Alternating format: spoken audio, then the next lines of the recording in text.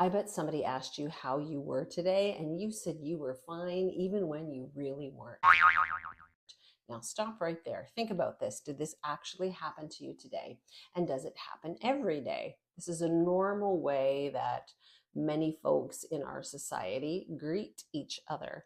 And it is a common thing that you would have probably heard more than once today. Now, this got me thinking how we rarely tune into ourselves. We're not taught to tune into ourselves. The words, "how are you," can be a very powerful way to increase self care just by turning those questions on ourselves. Does it sound weird? Well, when you think about how many days you don't meet your needs, or how you put yourself at the bottom of the list, or how you may shove feelings away without acknowledging them, only to feel resentful or sad later, then asking this question, "how are you," could be one of the best things that you could do for self-care in midlife and beyond. And I'm talking real self-care. I had one of those days today. Somebody asked, "how are you?"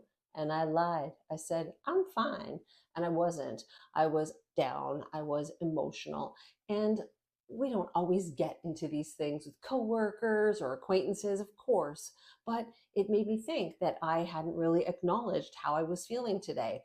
And for many, many years, I didn't even think about how I was feeling. I just bulldozed through life. And as I became more and more self aware, just about my habits, how I was triggered by people or things, I started to ask my own self how I was and actually answer. Think about it. We say it automatically all the time, many times a day. And how often do we actually ask ourselves this question? Now, if this is you and you do ask yourself, like you do a check in every day asking how you are, I love it. Tell me more about that in the comments. When did you start doing that? And if you don't do that, and you might think I'm really weird right now just suggesting it, I want to invite you to stay, because the more you get to know your own self as you age, as you go through midlife, the more fulfilled and happy you're going to be. And of course, that's not medical or mental health advice. And if you've not met me before, my name's Tanya, and I pop on here on YouTube to try and have conversations with you about midlife and beyond, about making space for menopause, and talking about the physical, the emotional, the spiritual, and even the energetic changes our body goes through as we age.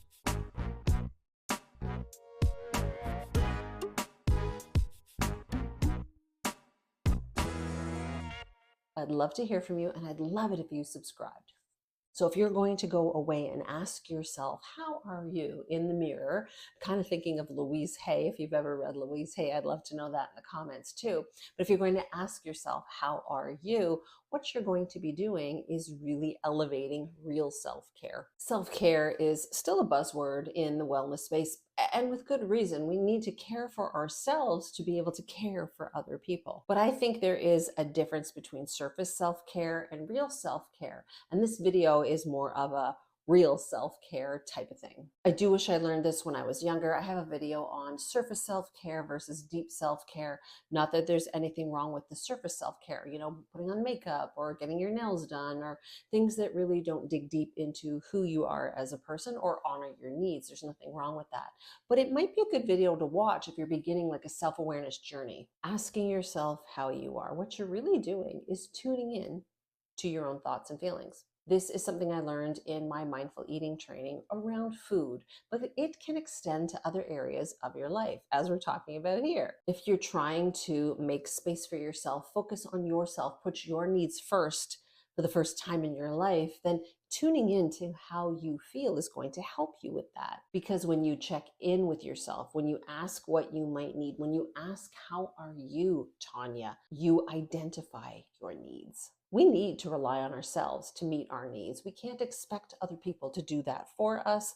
And so this is a good step one or a starter to help you do that. And I mentioned earlier that we're not taught this, so tuning into yourself is a skill.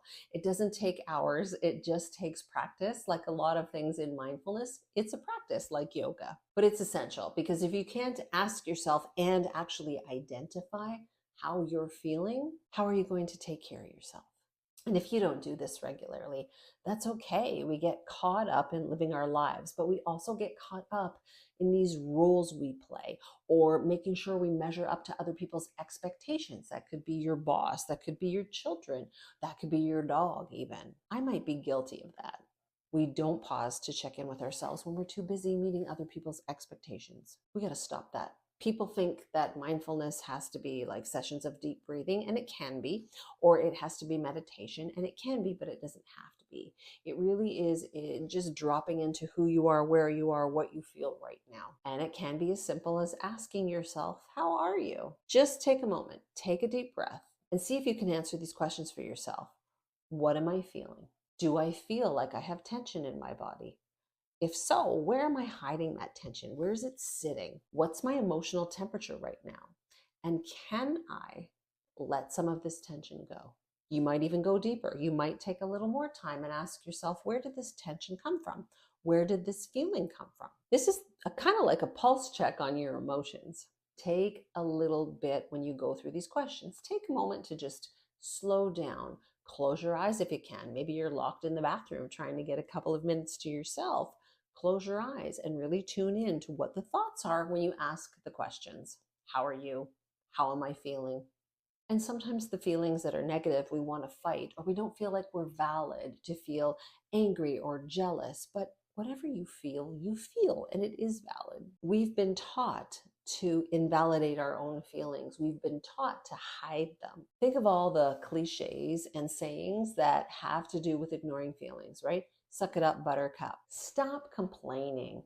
Oh, it could be worse. You know what one really gets me too? Oh, don't worry, it'll all work out. When a friend says that to me, I find it really triggering. But these are cliches or sayings that you may be saying in your own head, and you push your feelings away. So this is really just a way to give yourself a moment to feel them. It's not about fixing yourself or making everything okay in life, because life is life, but it's about acknowledging who you are and that you do feel something today and that it is valid and it doesn't need to be fixed and it doesn't need to be buried. It just can be. You might also be watching this thinking like, okay, so if I sit here with you, lady, and honor the fact that I feel sad or lonely or depressed, like I'm just going to get more bummed and I'm going to ruin my day. And maybe this video isn't the place for you to do that. Maybe you do need to process some of your feelings with a licensed professional, or maybe take some time when you're in the right space to go through some of these self-inquiry questions and asking yourself, how are you?